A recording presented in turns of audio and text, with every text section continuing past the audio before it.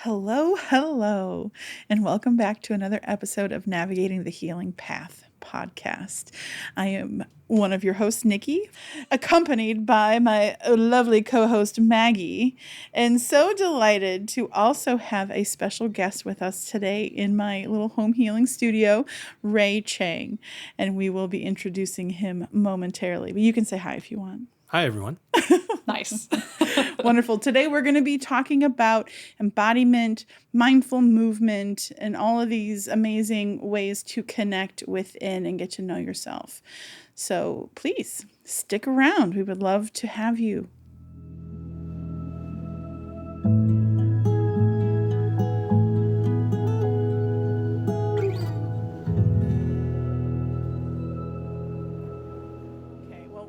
We are so delighted to get this conversation going, but just before we get into it, let's just take a moment and ground our energy and drop into our heart and take a couple of breaths together. So all you listeners and everybody here in this room, breathe nice and deeply, connecting into this moment.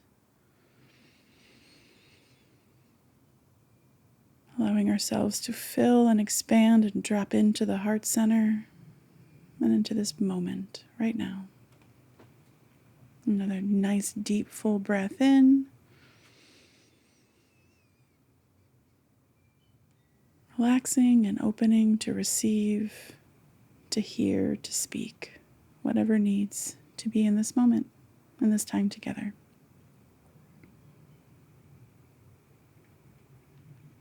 All right. I remember when we were planning this season and talking about opening ourselves to inviting more guests on. Mm-hmm.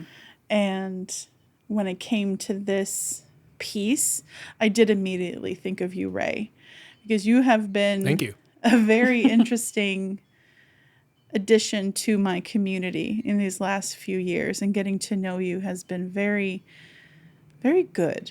Well, it's a feelings mutual, Nikki. I'm really grateful to be a part of your community. It's a big honor, in fact. Thank you. Oh, that's so nice.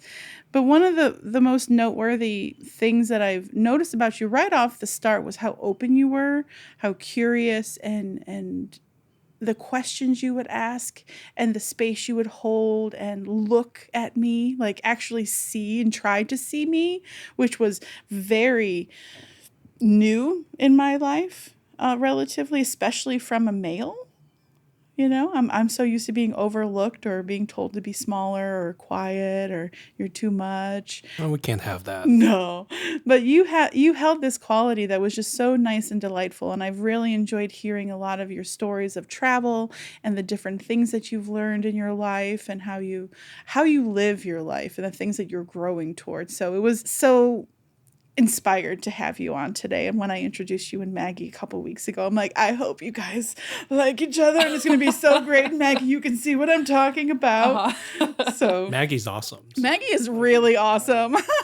Oh my God, stop. Okay, thanks. Yes, absolutely. Thank you. Before we get into the nitty-gritty of the conversation, would you please just give us a brief history of who you are? You're a healer on your healing journey. You're on your path. You're navigating this stuff, and you're doing great. But can you share with us a little bit about either how you started or the things that you have been studying that have really helped you? Just give us a little short history of you. Okay. Well, I've had the pleasure of studying Chinese martial arts and martial arts in general for a few decades now.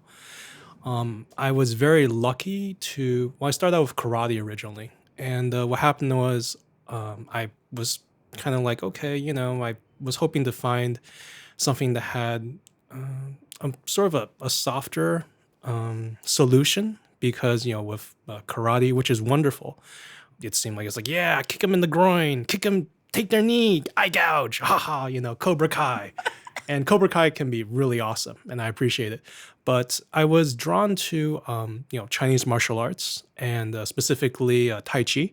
So I was fortunate to study and work abroad in China, and came across my first Tai Chi master there, Master Xing. A really jovial person. I I was actually really lucky because, well, part of it is how I found Master Xing was through kind of like the Chinese grapevine, so to speak. So what I mean by that is I was training at the park, just doing yoga and exercise, and this random old lady was seeing me, and she's like, "Oh, you're a nice young man." I'm like, hi there, lady. And we were doing yoga or stretching together, and I started talking over about Tai Chi, and she's like, "You know who's really good? Master Xing in this particular park at this time of day." I'm like, "Really? All right."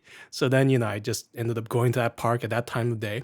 And when I met Master Xing, Master Xing was like, "Oh," and we were talking, have a great conversation. So martial component. I'm interested in self-defense, and I heard Tai Chi is really good for self-defense somehow. And I was like, okay. So I asked Master Xing, I'm like, "Hey, can Tai Chi ever be used for self-defense?" He's like, "Certainly." I'm like, "Okay. So if someone threw a punch, and he's like, "Well, try and punch me." I'm like, "Really? Okay." So I threw a punch. He got me in a wrist lock. I remember I was tapping my thigh. I'm like, right. But I wasn't actually really hurt. I just, do it out of safety. And so Master Xing, though, he noticed that my wrist actually wasn't extended in that way. He said, "Oh, you're actually pretty flexible." And I went, "Oh." So that sold me on the fact that he had some level of skill, or he had skill, because that's not something you can fake, having that sort of sensitivity training. What I mean by sensitivity in this case, it's not emotional sensitivity per se. It's the ability to feel your opponent upon contact. And when you're able to do so, you can redirect forces. You can do all kinds of things. It's very, very useful in wrestling, for instance, and jujitsu and grappling arts especially. And that did come from fencing, which I learned later on. But anyway, I was very impressed. Stayed with Master Xing for a few months. Yeah, I would say almost every day. It was a tremendous pleasure. And then from there, I traveled to Malaysia to train, and then India as well. And I've been blessed with many, many great teachers who are willing to teach me. And I just continue a daily practice. I'm not.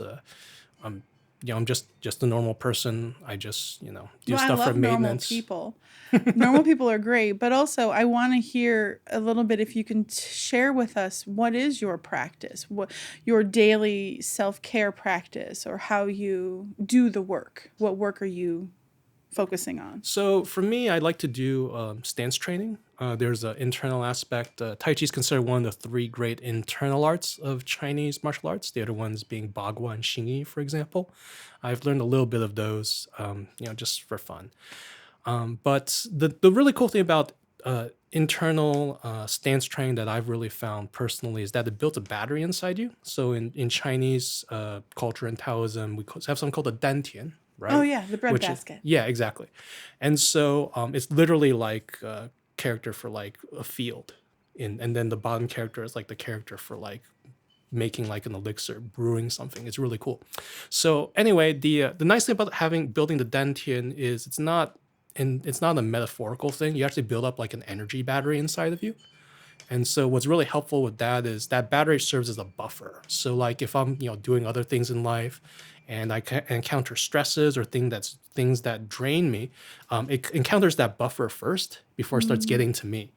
And so, I mean, just for practical benefit, that's incredibly helpful and useful. It's like having an extra battery. And so, if you just take a little time in the day to build up that battery as you continue throughout the day, it gives you a lot more energy and mental clarity, and also helps your immune system. So it's a win-win. You don't necessarily have to engage in like rigorous self-defense training to get the benefit of the internal arts. And so when we go talk about mindfulness and meditation, that enhances your ability for you to intake ambient prana, cosmic energy. And so the more meditative ability you can do, the higher quantity you absorb. And sometimes, you might be able to only do like 5 minutes, but you take up a larger quantity than someone who's not like really paying attention. They're playing on TikTok in their brain for like, 20 minutes. It's a subtle thing, but the mind's really powerful. And so I was really grateful. My master in Malaysia, he really helped with the meditative aspect, because he himself, he knew the trick of how to like emanate a certain aura. So it helps actually improve your meditative ability. So when you train with him, it's kind of like the tuning fork trick, right? So you kind of home in, and you manage to get a lot of a big spike in your meditative ability that would have taken maybe years, training by yourself. So that's a tremendous blessing. But like I said, I mean, I'm just, I like to enjoy life and stuff. I'm not someone who's like, oh, dude, I need to go in a cage match and win all these belts. Like, that's not my personality. I know people who are like that. They're like, they love to fight, and I'm seriously the guy. I'm like, dude, I want to go get fried chicken. Can confirm. It's totally true. Like, we go like sparring or something, and I tell myself I have earned tacos. Like, I am going to this taco truck after, and I'm gonna order tacos. Street tacos are honestly the best. They are exactly, good. exactly. And so just like, this is my reward. Good job, Ray. But it's not like, oh, I'm gonna beat this guy or get. I mean, it's never been a huge motivator. And I think also too, when you're part of the community, like if people find out you're good, they're like, oh, they want to fight you. And you're like, dude, this is a hassle, So it doesn't feel like, it doesn't feel fulfilling for me personally. I mean, that's why for me, I do more maintenance practice. I train, but it's more of building that energy battery.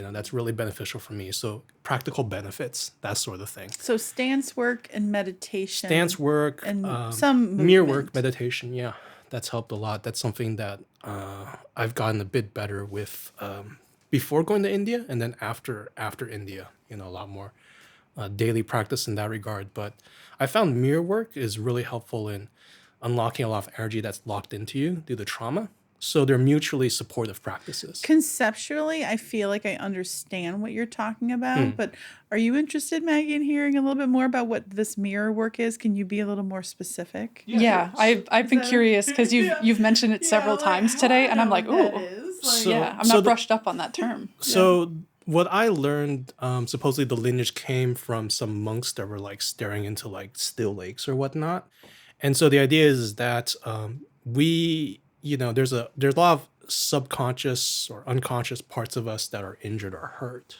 right, inside the system. And we don't necessarily see those. And so, during seated meditation, what you can do is you can write those out initially. And that's sort of like your subconscious talking to yourself.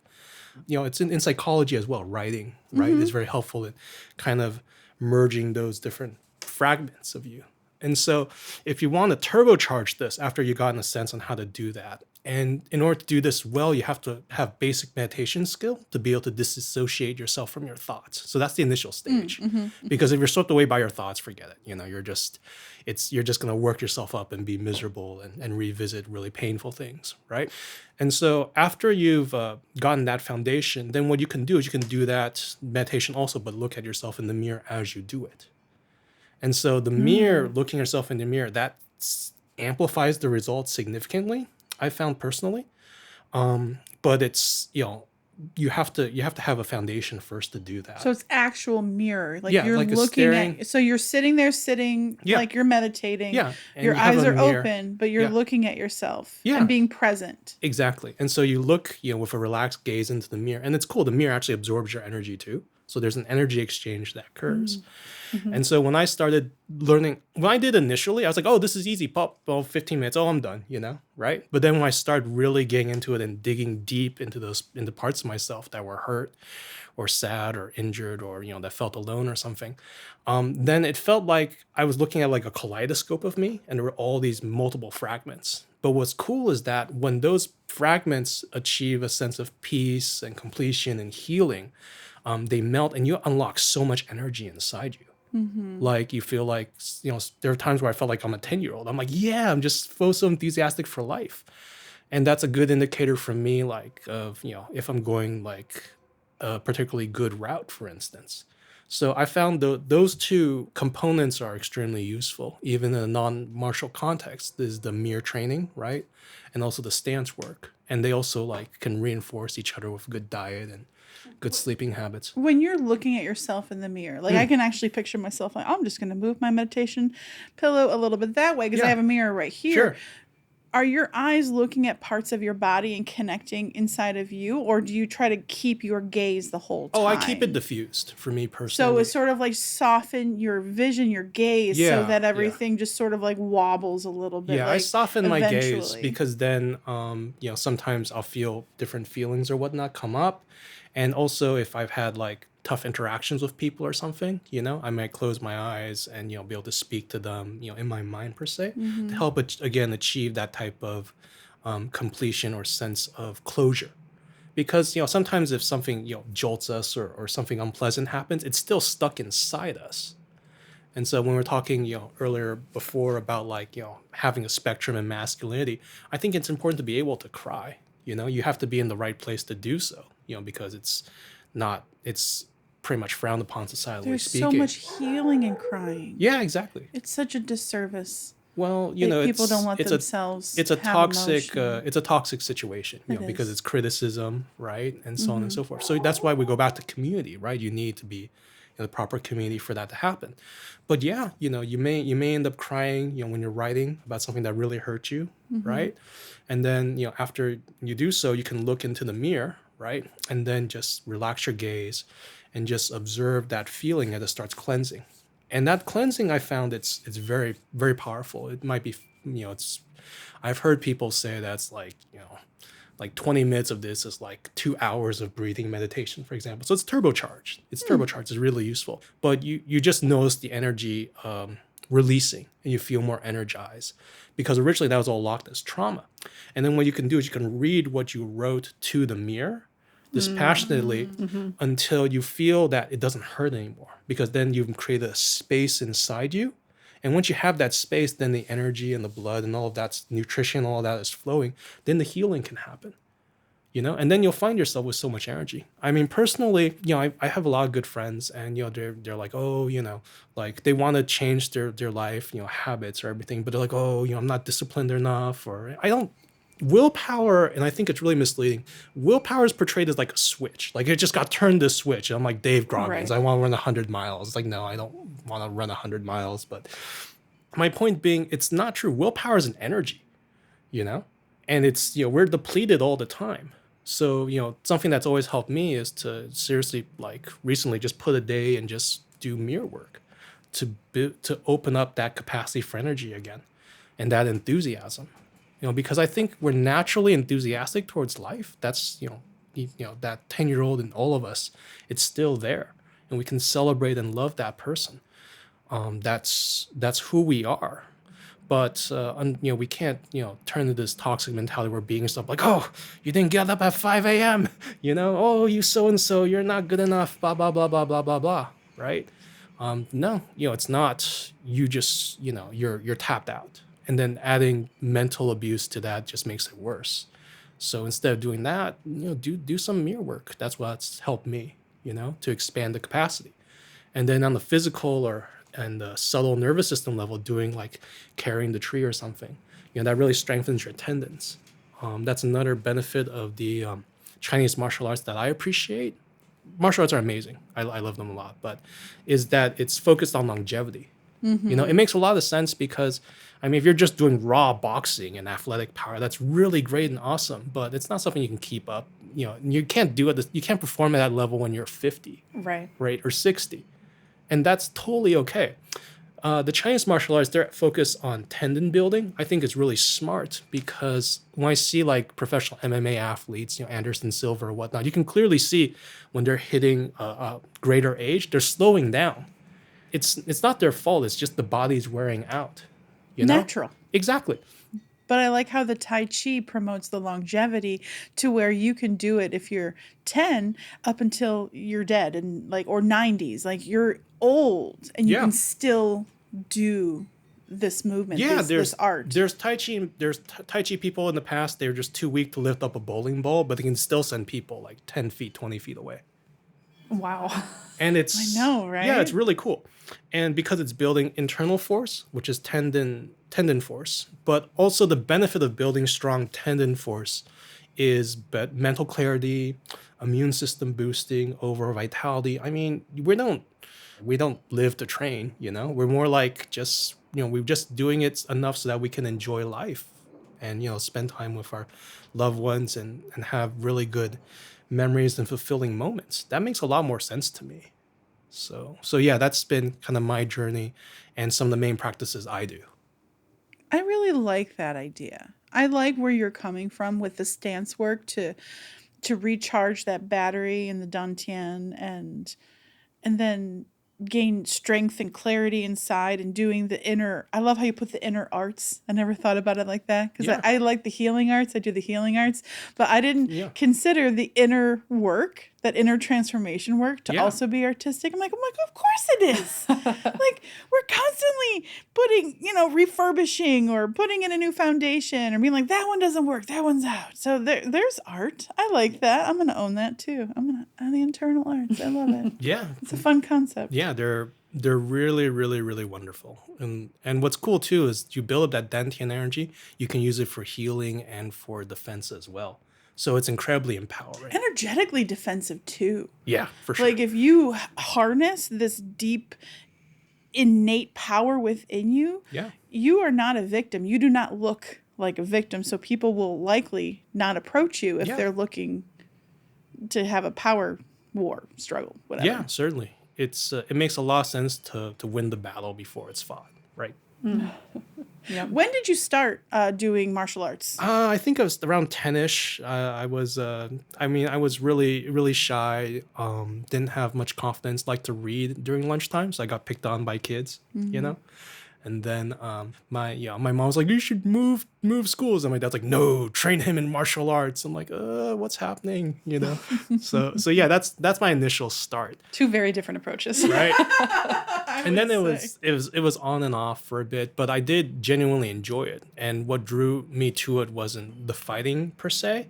It was that cultivation aspect, because I would feel amazing, after some really good sessions and just taking care of myself. So it's been a huge part of my personal self-care program. Everyone will find different things they respond to, And so I definitely encourage people to find something that they really connect with, that they vibe with. But they're really powerful tools. So I think it's worth exploring, and just having some kind of practice for self-maintenance and self-care. Just like someone I know mentioned, self-love and self-care are different, right? And it's very important in the self-care aspect to do these sort of things to, build yourself up so that internally, physically, emotionally, you feel like a complete whole person, because we're just bombarded with stresses constantly. And I think, unfortunately, consumerism culture is all about like, here, take this product, pop these pills, you'll feel better. Not really, but, please keep buying stuff. It might make you feel worse in other areas. Right. But this one little thing might feel a little better. And we'll give you pills for the side effects too, and then down the line, right? So I think it's incredibly empowering and rejuvenating to feel like you can take control of your well-being, And the beauty of the internal arts, I have tremendous respect for herbology and all of that area, Chinese medicine. But the beauty of these arts, you don't need anything, You can literally just practice in your living room, in your bedroom, or whatnot. There's no special equipment. Exactly. To me, it's literally like free ginseng, I'm just like, okay, I'm outside, as long as it's not uncomfortable, I can train. I'll be like, I feel good, And you do this daily? Yeah, I do it as daily as I can. So even if I'm not feeling well, there's like a small 10-second Tai Chi practice, seriously, that I just do just to be like, I did it for the day. Good job, Sometimes you need that. Yeah. Because I think it doesn't make sense to have ridiculous expectations. I think there's a book called Atomic Habits. And I think the big takeaway from it, per my recollection, was, start with small habits first, easily achievable, because the habit is like a muscle. And so if I'm like, okay, I'm not good. Don't say I'm going to do 100 push-ups. Just be like, okay, I'm going to do 1 push-up a day. But just doing that 1 push-up a day will probably empower you to start doing more and more push-ups.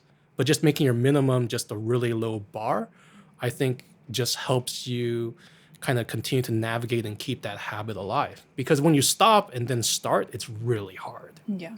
I heard that same sentiment expressed in a way of how you not judge your day, but consider what is a good day. If you consider a good day your best, ultimate, most productive, super amazing, highest day, if that is your baseline, you are dooming yourself for disappointment. Make your baseline, I got out of bed, I brushed my teeth, I did a few things, yay, I win. Ate some food today. Yeah. Got some nutrition. Food, Exactly. Right? lower your bar because that's unreasonable. Exactly. So I like that. And then you could just go up from there. Yeah. And so then you're actually having more better days because you did some of these bare minimum things. Meeting that bare minimum is a fine goal. Yeah. And then anything above that is fucking amazing. Yeah. I like that. I like that idea. Yes. You know, takes the pressure off. Exactly. It does. Right? Of perfectionism. It kind of like takes the energy out of comparison and judgment and all of that. Like, what? I did the thing. I human. I took care of some people. Took care of myself. I'm good. Yeah. I go knit. Yeah. Exactly. And it goes back to that point of how social media can be really toxic at times because it's showing these clips of people being in their absolute mega best. You know, I mean, professional world-class athletes are not like this all the time. Their bodies can't maintain it. Right. You know, it's a boxer is going to fight camp. It's going to be maybe a few months, you know, but they can't keep that body type going. It's not natural. It's not like normal. wrestlers too, because they go Exactly. through like the bulking and then they go through the trimming and like there's all these like games you play for like weight classes and Yeah. like so it's a temporary thing. Like you prepare for a fight a few months or weeks ahead of time. Yeah. The rest you're training, you're staying in shape, you're doing Yeah, but the you're not at things. that You're not intensity. that peak. Exactly. Right. Exactly. Yeah. And that goes back to that Taoist idea of kind of yin yang harmony, right? Something's going to rise up and then it's going to go back down because there's a cyclical, Right. aspect of it energetically, right? Which is why we can't be on all the time. Exactly. We But can't then- be putting out all the time. We Yeah. have to rest. Yes, but the problem is that social media doesn't show you that, right? It's the clips, the guy's always, guy or girl's always like just killing it. They're always boom, boom, boom. Looks right? like constant 100% productivity 24/7. Exactly, right. It's like the James Bond mythos, It's like, somehow this is not destroying his liver and he's just like nailing it constantly, right? And the ladies are like, oh, I look at this out of bed just like, right? Like it's not realistic. It's not realistic, but because there's a part of us that's monkey see, monkey do, right? We see this and it distorts our perception and expectation of things. Yeah. So that's why it's really important to have real conversations, real discussions with real people, to understand, no. Like sometimes, it might be having a really tough day or you might not be feeling up to it, but you can still do a little bit, just like, just a little bit, like a 10-second session or something, just to keep that going. And that is an achievement that should be celebrated. It should So be. people need to just keep that in mind and then also just have that self-appreciation and that self-love. Yeah. From what I understand, like the neurology of our brains, like it takes so much repeated action to wire into your brain and your bodily system a new habit. Yeah. So that's where it makes a lot of sense that even just like a small 10-second practice every single day, if that's all that you have time for or all the energy that you have for it, it's still showing up and reinforcing that the commitment. new wiring Yeah. in your literal neurology Yeah. and system. So that Exactly. makes a lot of sense. And that's really, really powerful because when you do any sort of physical activity, let's say learn the piano, right? Or martial arts, for example, your muscle memory is going to change. It's going to be a really fascinating thing too. But ultimately, you want to, I think, channel it or funnel it to something that's constructive and helpful. I think going to talk about traditional martial arts, I think what's very useful was they have it in a container of respect and humility. And unfortunately, with sports, the emphasis tends to be more on money, right? But how many times have we heard this like professional boxer or so on, they're like beating their wife or driving drunken under the influence? There's a reason why these traditional systems had that, and it was because you're giving people power to harm, right? So you want to have it under control. So I think that modern and traditional martial arts can definitely learn a lot from each other. It shouldn't be this like my sports team is better. There's different contexts on when they're useful, but instead it should be mutual growth. But having that container is really important because if you have a violent muscle memory reaction, you have to be able to control it. And so that's why I think Tai Chi is really helpful because there is, if it's taught well, right, there's an emphasis on being able to go into mindfulness and then relaxation instead of just going like jumpy, twitchy nervous system reactions. Because you know, in martial arts or some self-defense, like, okay, just walk around and pretend like you're gonna hit everybody that you see.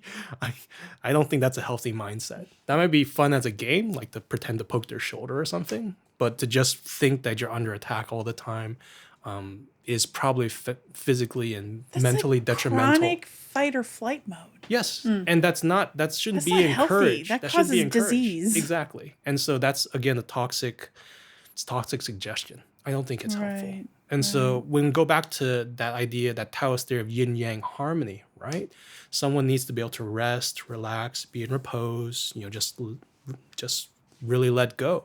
And then also if they need to perform, they can pick up the big box or move the furniture or that sort of thing. So having that spectrum of ability and responses is really healthy, I would say, for anyone.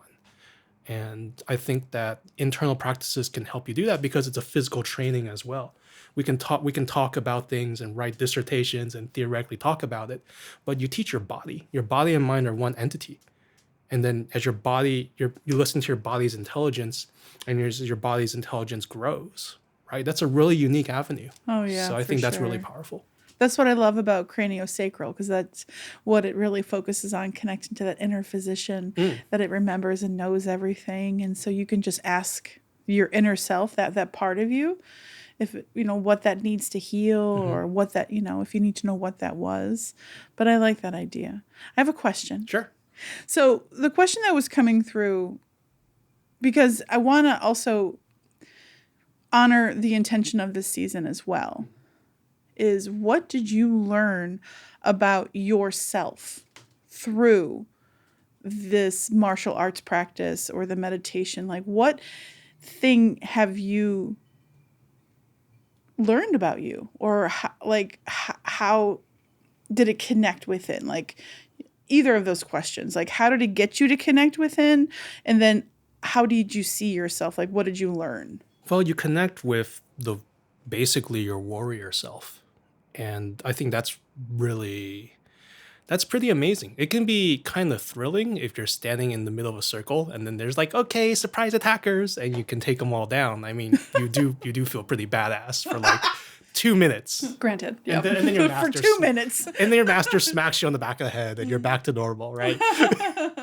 But I think it's reassuring to have that type of power inside and to be able to connect to it. That's really cool.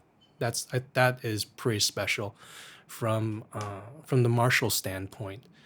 But also, I think what can be really helpful is as that grows, right? There's a greater proportion of relaxation that can occur as well from that sort of development. And when that happens, you feel more at ease with life. I don't think it makes a lot of sense to be in fight or flight mode constantly. As we mentioned before, it's exhausting. It's very unhealthy. So doing that mirror work, doing the stance training, and doing some level of self-defense practice, I think all of that can synergize together and then make you a more balanced person. I think having that outcome is really beautiful and can really enrich your relationships and enrich your life. Because if you're walking around life carrying all these traumas and you're in fight or flight mode and you think everyone's out to get you, or you're looking for a fight because you're hurt and you just want to beat someone up, there's no way that can lead to fulfilling healthy relationships or happiness, because you're walking around like a ticking time bomb. So it helps you diffuse that pent-up hostility or anger. I think it helps you balance things out, because if you do a physical activity and, there's a purging that can occur. And I think that has tremendous benefit. So having that component, that active physical component, along with those meditative components of mirror work plus the standing meditation, those can click really well together and help ensure the system's harmonized, along with, good sleep and eating I like habits. that. So what I'm hearing you say is the act of the martial arts and that practice connected you to your own inner strength, that warrior that can stand up in any situation and defend itself. But then also through, in conjunction with the meditation, it brings you that sense of peace and balance, so that you don't have to show that off or prove something, but you can pull it out if necessary. That's the goal, ultimately. I think constantly there's, refinement, and there's situations where you have to challenge yourself, right? And it's not easy, it's not comfortable. You're like, oh gosh, this is really hard or something. But that growth aspect, I think when it's nurtured and respected, that's something palpable. So that feels really good. I think it's important to manage your expectations, because it's like, oh, I'm gonna blow this person away. Oh, that totally didn't work, right? I mean, that happens, because it's a physical interaction. There's that lion and lamb analogy, right, in Christianity, and so I think it makes sense to ideally kind of have both available, right? Because it's ridiculous when you're just like, oh, this person's lying all the time, they're a beast all the time. It's like, no one's built like that. We're all gonna have soft, squishy parts, and we're all gonna have good and bad days. And to acknowledge and be open about that, I think, is a lot more healing and a lot more realistic. And it's important to kind of present that in the dialogue. But I mean, to be able to have a lion inside you that you're nurturing, right, little Simba, is really wonderful. I mean, honestly, ladies, if you ever learn to use just the stick weapon, for example, it's pretty cool. And it's really empowering just having a stick weapon, because it's a damage multiplier, and it's just really, the movements are so flowy, and you learn to debilitate or surgically strike different parts of the body. It's kind of fun. I can imagine.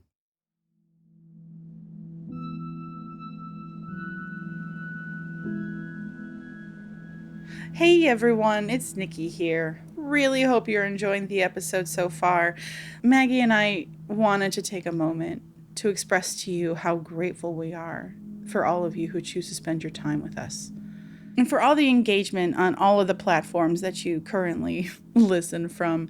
It helps not only spread the conversations of light and normalizing healing conversations, but it also is a really nice reminder that what we're doing here is resonating with you and being of service to the collective whole. And that's such a magnificent gift. And I just really wanted to say thank you. We also wanted to share that if any of you are called to further support our podcast in a more personal way, you can do so by becoming a member of our Patreon community. We have several monthly tiers that you can choose from on a donation base. It gives you access to exclusive content, like one of my special monthly guided meditations. These proceeds do directly fund the cost and the time and the energy it takes to continue creating and sharing this podcast.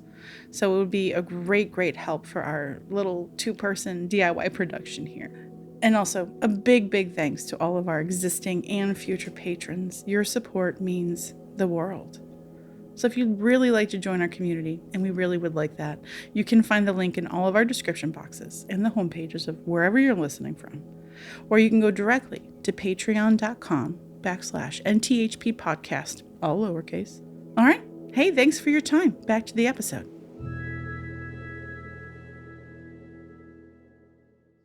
Have you ever had to use your martial arts to protect yourself?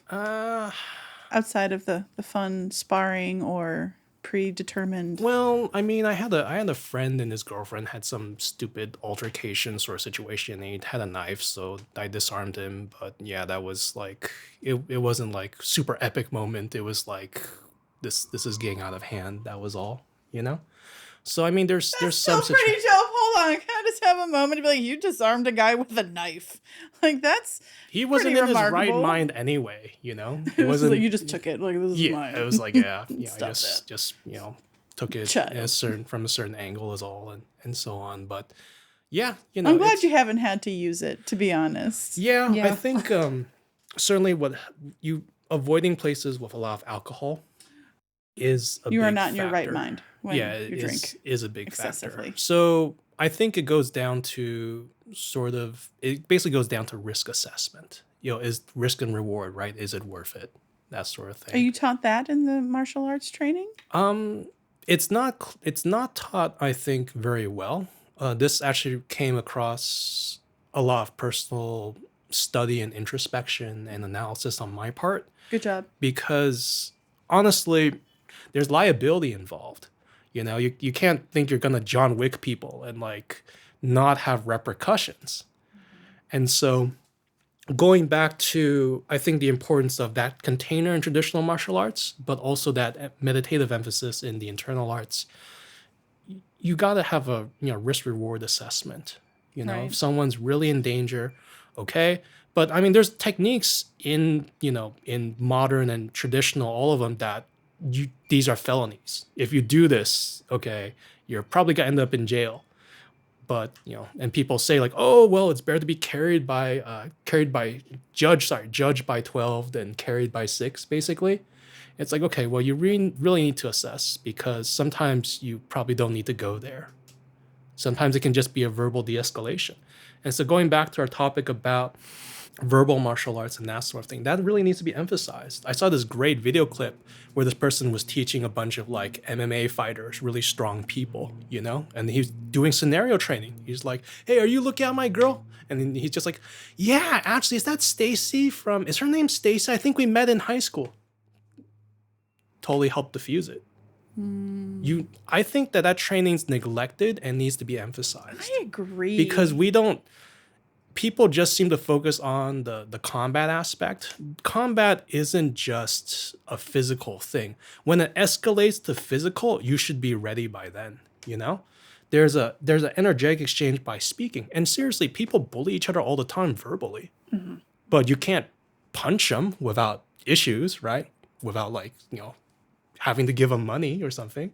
Yeah. So learning verbal judo, verbal martial arts is, I think, really important. And it's neglected, but it needs to be addressed. We live in a society of constant energy interaction. And so it makes a lot more sense to try to find something that's holistic, that covers all the bases and keeps you fulfilled, centered, and happy. And then you can kind of spread that, to the people you love and enrich them. That makes a lot more sense than like someone's like, oh yeah, here's the 15th neck choke that you can do from this position. It's like, seriously, how often are you going to be using this? Really, right? If you're not competing in a sport, and you're not like trying to win money. Teaching you how to avoid a fight is just as important as knowing how to fight. Yeah, exactly. I want to be able to live long, enjoy my family and my friends, So yeah, risk and reward assessment. I think that's really important to consider. But yeah, if you align yourself with good people and have a good path, it's incredibly beneficial. Just learning these practices. I mean, they're Sounds like it. time tested. Some of them are very old, right? Maybe 1,500 years old or older. They're preserved for a reason. And to be able to have these in your toolkit so you can use them whenever, right? I mean, that's wonderful. That's why it's an internal alchemy. And, a lot of these have internal alchemy systems to transform ourselves. I like how so many martial arts have an internal arts component to it. Like a connecting within your own energy, using someone else's energy against them to like flip them or get them out of your way to disarm. But also, there's like a holistic approach. Whereas I feel like some of the more showy, boxy MMA stuff is just about brute force and power, a demonstration of that. Whereas a lot of the old ancient arts are about balance. Like I'm thinking of the Tibetan monks that can just run across posts, but that served them because of where they were in the mountain, and they can scale. They can just walk up this cliffside pretty much. Yeah. But that's why they train their body so that they can survive in that environment too. But they were connected and balanced and flexible and strong. And I really admire that piece of it, because that's what I'm really inviting into my life right now, is to really focus on balancing the mind and the body and the spirit, and listening to my body and taking care of it. And so this is all very inspiring. Yeah, the body is a tremendous resource. Really so is. I think it's a vehicle that gets us through our whole life. Thank you so much. I love you, body. Yeah. Thank you for getting me through. Yep. Yeah, exactly. And I think taking care of it, getting that exercise, that eating and sleeping as best you can, right? Can really help unlock the potential. And I think working with using some sort of meditation or spiritual practice to, you know, clear out the micro traumas that we run across in the day, rejuvenate ourselves, and then, you know, replenish ourselves with, you know, maybe an internal practice or something, right? You know, then you can really enjoy your relationships in life. I mean, you know, it's such a shame if we're so off kilter or messed up that we can't enjoy the people in our lives, you know, because it's so easy to take them for granted to begin with, you know? And wouldn't it be so much better to just be able to manage yourself, be in a good place, and then just share some beautiful moments, you know, holding hands, right? Walking together on the beach, you know, those are beautiful, You're so special, romantic romantic. moments. Oh yeah, maybe it's like there's a there you go, joy on the wall. But yeah, you know, those if you think about it mathematically, right, the probability of that is so rare to begin with. All these factors have to go together for these sort of moments to happen. They're really precious. You know, they're not. I don't think they're small in any regard. But yeah, to be able to cherish and enjoy life, I think that utilizing these arts in that manner can really help. So it feels like, from a lot of what you're sharing with us and your perspective, martial arts is great as a tool to connect with your body, to strengthen and hone and the power that you have within yourself, but you need to help balance that with a spiritual practice so that it does remain in balance and doesn't get out of control or act out or express itself in very unhealthy, toxic ways. Remains in integrity Right. Yeah, and respect for every other human. Right? yeah, I would certainly agree. I mean, we go back to yin yang theory, right? You Yeah. have to be able to temper that hardness with a certain type of softness, with, you know, warmth and love and empathy, right? Consideration for others. There are times where you need to flip the switch and turn it off, but you shouldn't be functioning in that mode. You know, in our everyday society, there doesn't seem to be much point unless, you know, you're in a job that has a lot of altercations, like you are Like security, a bouncer at a exactly, nightclub. right? Which is a great way to get good at martial arts, you know. But there is risk. There's risk involved, honestly. Right, but also diffusing things. Yeah, You know? Yeah, I'm practicing the verbal exactly. martial Yeah. arts. Yeah. I loved how you put that, by the way. I Yeah. never thought about it that way, but that really resonated. That really Yeah. rang true with me Yeah. because I noticed that, you know, there are situations where people will try to devalue you or disrespect you, but it's from a completely verbal space. So then your children, they have to be able to respond at that same plane, you know? So yeah, you know, if your job has a lot of altercations, you know, bouncer, security, you know, police officer, that sort of thing, then yeah, you know, then your training needs to be at another level, a lot more than, you know, someone, you know, a hobbyist, you know, like myself or something, because that's your job, Right. right? The probability of you encountering is so much more. But I mean, if we're like, you know, just, you know, having tea or something, doesn't necessarily make sense, you know, to be running in on that gear. You have to be able to shift gears, and I think having a meditative practice really helps you in shifting gears because you're able to disassociate and open that inner space and make your inner space big. Because if we're stuck in trauma, you know, it's like the gears are just grinding against each other, you know, and your thinking is small. And you're also easily triggered, easily manipulated, you know. Other people can lead you by the nose and you won't even know it. That's the time when you can make really bad decisions.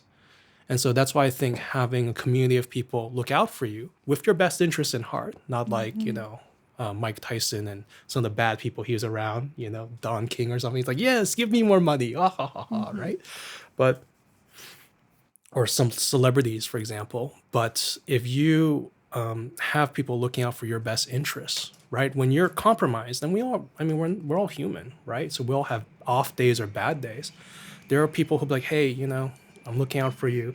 Maybe this isn't such a good idea, right? That's extremely valuable. That is a precious, precious thing. So, Absolutely. Yeah. you know, ultimately, I just try to follow sort of what enriches me. And that's been sort of my conscious choice versus like, oh, I want to be the best fighter or the best BJJ person. You know, there are people out there and, you know, hats off to them. That's their calling, But I'm just looking for something to enrich my life and enjoy life. And I love that purpose. I Yeah. love that. That sounds great. Yeah. Yeah, it's beautiful. It seems like, yeah, everything that you've talked about with your practice, it seems like these more Eastern oriented practices seem to really have that level of integrity and using these powers and these tools, not just for self defense, but really as a way to bring healing and alignment to the inner world, which I feel like that's something from my perspective. I've only ever lived in the United States. I have a very Western oriented experience and like Americanized sports. And that seems like such a different energy and experience to everything that you're talking about. Like, it's so beautiful to hear that it's as much of a physical experience, it's also equally, if not more, internally directed and experienced. And to me, in my perception, it seems like here in the West, like watching like main sports and everything, it does seem like there's that drive of money, status, exerting power. And I don't know, I've never really resonated with that. And I've had a hard time like keeping up with movement and competition. And I don't, there's just a lot of things within it that I feel like it hasn't resonated with me. But everything that you're talking about, the way that you practice all of these movements from Eastern culture and tradition, that just like resonates so much more on a deeper level. So in your experience, have you noticed that there is like a cultural difference amongst people in that particular way? I think movement. ultimately there are subsets within within different schools or whatnot. So there are certainly people out there who desire status, and power, right? And you will find practicing with them that they're exerting a lot of force because they want to prove themselves, and those tend to be silly people who, if they invite like a professional Muay Thai, like Senchai, for example, over, and then he's just like, oh God, this guy, he's trying to prove himself, and he'll set him on his butt, right? So I don't think it's exclusively a Western or Eastern thing. Okay. I think there are certain personality types that veer towards that, or certain people with certain traumas or insecurities that veer towards that. Because you can find them regardless of, I think, the martial arts themselves. However, I think that having the holistic viewpoint is extremely beneficial. It's not that there are no, boxing coaches that don't care about their students. But given that there's a very big industry, right? Industry is run on money, so it's run on like a business. So because these things are run like businesses, there's a certain amount of dilution of integrity that can happen because it's focused on financial gain. And we just have to keep that in mind. I think it's more important to just kind of find something that you connect and resonate with, because it's interesting. It's the art really, you say you choose it, but it kind of calls to you. The art chooses you. There's so many different physical manifestations of movement, certain techniques. There's quite a large, broad corpus. And so what's interesting is I'll see people, for example, a friend of mine, she has a ballerina background, right? She likes certain techniques and it just suits her, And so that's kind of a cool thing, because ultimately if you choose to go down this path, if this path resonates with you, you will find things that you just connect to, you just sync with. And you build your own sort of martial art because it's your own personal development. And as you grow, that will grow and evolve as well. And the beauty of it is that you take it with you wherever. I have friends who have, firearms or whatnot, for example. So I tease, I'm like, oh, why do you even need to study this? Where he's like, well, it's not always with me, And yeah, it is, I think, very beneficial to have something that even if you, don't have a physical tool or a weapon, you still have you. And to be able to build you and heal you and evolve you and raise you to a higher level, that's an amazing journey. So How It's really has beautiful. your movement and embodiment work through the martial arts and your practices increased or strengthened your self-confidence? I think ultimately, and this is hard, is putting yourself in slightly more uncomfortable situations on purpose. It's There's a not lot of something, growth there. it's not much, it's not something I like doing. And so I'll be like, maybe I'm not gonna spar with this guy today, you know? This Russian dude, he kicks really hard. You know? And there's plenty of times where I'm like, no, I'm not, you know? And I get it, you know? But again, my context is I'm not planning to like compete or win money for this. This isn't like Sure. my sole mission. It's for you and your own personal growth Yeah, and healing. it's for enjoyment. So if he like, you know, nails my leg and I'm like hobbling for 2 days, you know, I'm really the one suffering. You know? But you do, you know, when we go back to like that sequential level of stress, you have to choose to push yourself a little bit on occasion. And it ultimately it's your choice. How far you want to push, right? And so that's why it's important to be able to listen to yourself. But sometimes you do have to take one step out in the unknown a bit. But it can be very rewarding. You know, you might be able to see yourself react faster or move faster than you didn't know was possible. And so having a good school where they give you that community where you can do that is really great. I've seen a 120-pound female just blast away a 200-some-pound person, you know, with some really good technique. It's physically possible. It's just physics and anatomy and good timing. And that's incredibly empowering. Like she's like, yeah, you know, right? That's really cool. I think building that is a wonderful thing. But then just tempering that with realism and not going off the other end and thinking you're invincible, you know, that's also really important. And sort of the humility and understanding, because I think there are certain pockets of people who, to protect themselves, they won't actually test, you know, and you have to be careful when you test because there's a mutual agreement, you know, things can get out of hand, friendships can be broken, that sort of thing. So you really need to practice and be around mature people to be able to test. But that's you can't fake it. You know, at the end of the day, if you want to test that component. But if you don't, and that's perfectly fine, then you just have to be honest with yourself. And that's, you know, that's okay. Mm-hmm. You know, again, it's just you can stay on the growth path. The choice is there. I think that's beautiful.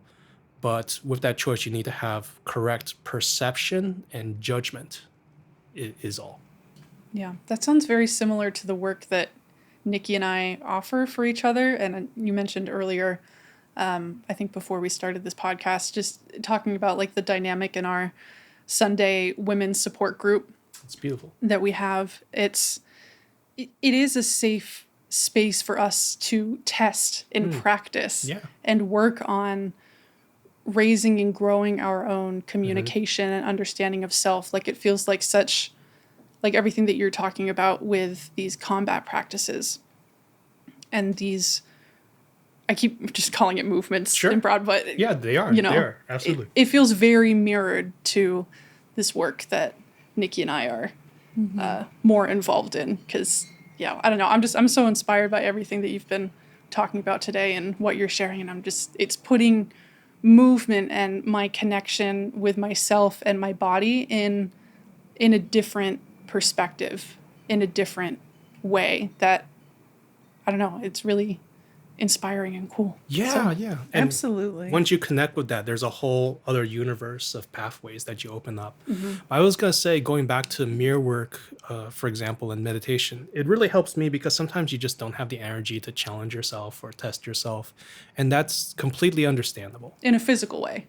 This is also the work that you do with the mirror that seems like very deep, emotional, challenging. Sure. Or it can be. It can be. And so that's why I always feel that those sort of practices and being around good people who uplift you is helpful because you're not always going to have the energy or courage to like take that extra step. You know, it might have been a really long day. You're taking care of the kids. You know, you have all this work stress, right? And then it's like evening time. It's like, oh, here's this big scary person. It's like, I don't really want to do this, you know? Mm-hmm. And so I think having that, going back to that meditative practice or whatnot, working on it can help give you that enthusiasm or energy to take the extra step for growth.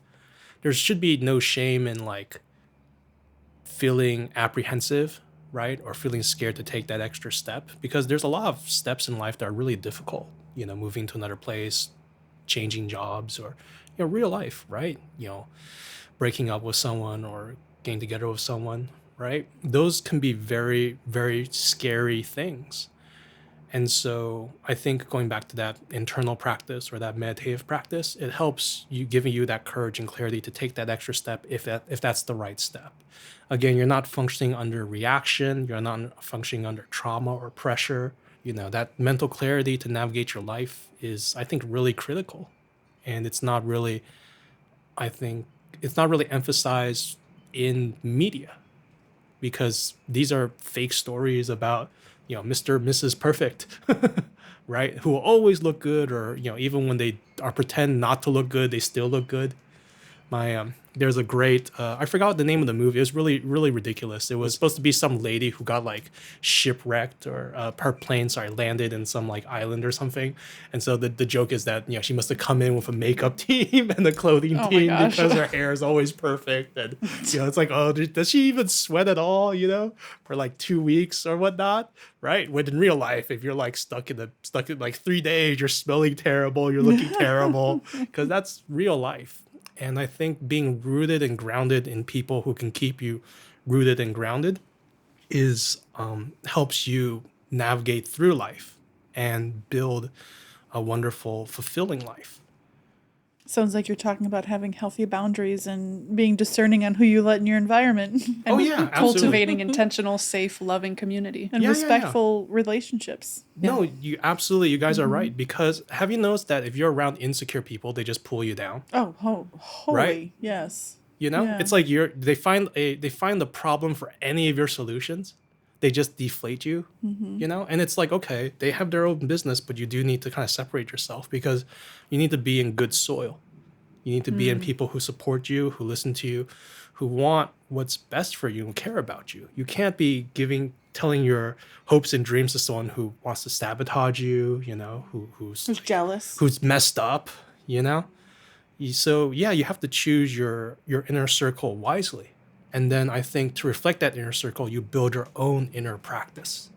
And you just make it really simple and easy, like, 10 seconds, really. But that's an internal foundation. And if you choose to go combine a physical dimension to that practice, you unlock some really cool things, for sure. That's what I love. That's what I love about this idea, is that unlocking when you bring the physical and the spiritual, the emotional, in the body, like You merge everything together from this whole Yeah. human experience. you get to have a good time. Yeah. Yeah. And, it is amazing, like moving someone who's 200 some pounds. You're like, wow, that's pretty cool. That is pretty cool. Yep, that's fair. All right. That was delightful. That was. Yeah. Thank you, Ray. Thank you, Thank you guys. for coming and chatting with Yeah. us today. This was so inspiring and insightful, and I love that you shared all of this with us. So thank you. Yeah. Thank you for creating the space. Yeah. Of course. I just want to just to end the conversation. I'm all about words of affirmation and validation and everything.